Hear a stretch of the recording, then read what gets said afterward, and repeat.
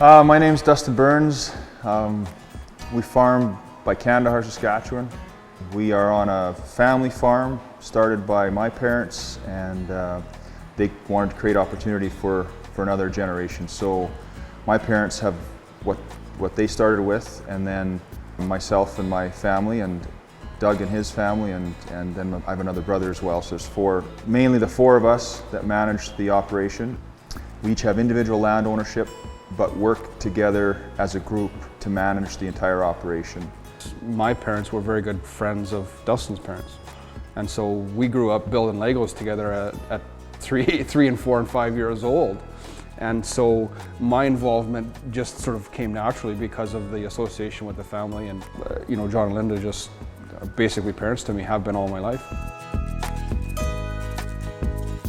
There's a course offered through the U of S in Saskatoon that was an agricultural-based discipline of engineering. So it was a very flexible degree, and really enjoyed it. And after that, I worked for 4 years at a manufacturer as a design engineer, and before I came back to the farm. I went to university and got my engineering degree. It's an engineering degree with a focus on machine design in the agricultural field. Our experience with going through engineering and working as engineers gives us the other side of the story when you're looking at a piece of equipment. So we can understand from the design side some of the issues and challenges and constraints you have when putting something together. Our degrees in engineering kind of draw us to innovation, and there is some pretty key points of innovation on these machines.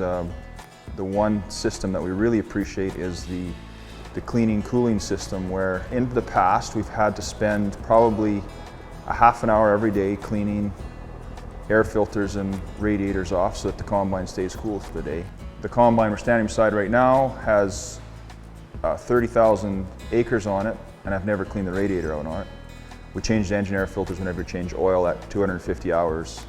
I think the other thing that the 95 series combines provide to us is kind of a simplicity of drive line. There's a lot of combines these days that the drive lines are very complex.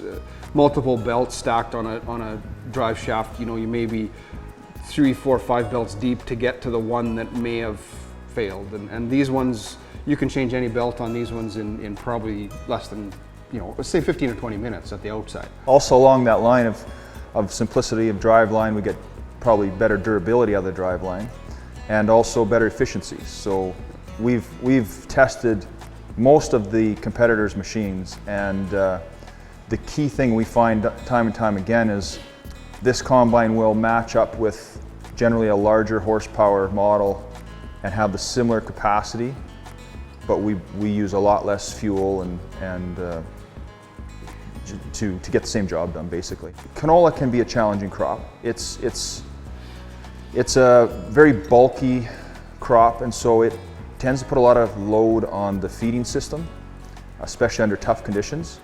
And so, and we've often run in tough conditions where the combines just handle it, and we can manage to go where other neighbors have said they've had to shut down.